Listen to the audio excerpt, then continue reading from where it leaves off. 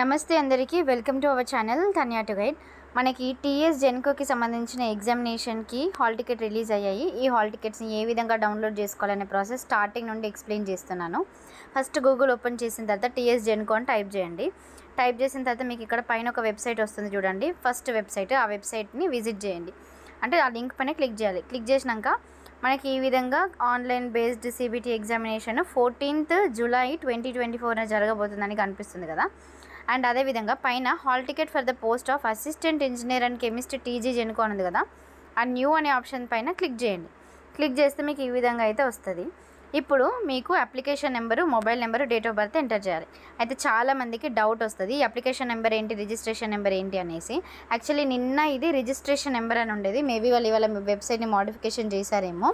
ఒకవేళ మీకు application number మా దగ్గర గుర్తులేదు అని మీకు అనిపించింది అనుకోండి, మీరు అప్లికేషన్ చేసుకునేటప్పుడు వాళ్ళు మెయిల్ ఐడి అడిగారు కదా, ఆ మెయిల్ ఐడి మీరు కనుక ఎంటర్ చేస్తే మీ మెయిల్ ఐడిని చెక్ చేసుకోండి. అండ్ అలాగే మన మొబైల్కి వచ్చే నార్మల్ మెసేజెస్కి కూడా మనకు కన్ఫర్మేషన్ వచ్చింది మీరు ఇలా అప్లికేషన్ సబ్మిట్ చేశారు అనేసి.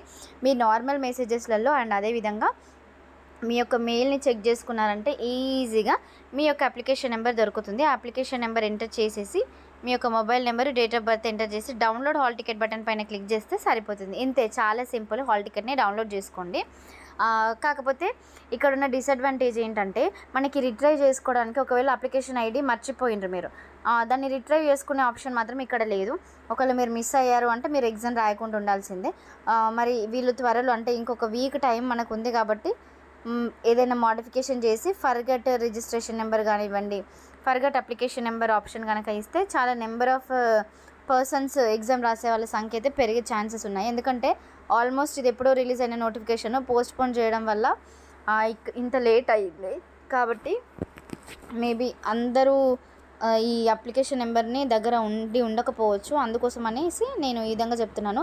రిట్రైవ్ ఆప్షన్ కనుక ఇస్తే చాలామందికి యూజ్ అయితే అవుతుంది. Thank you all.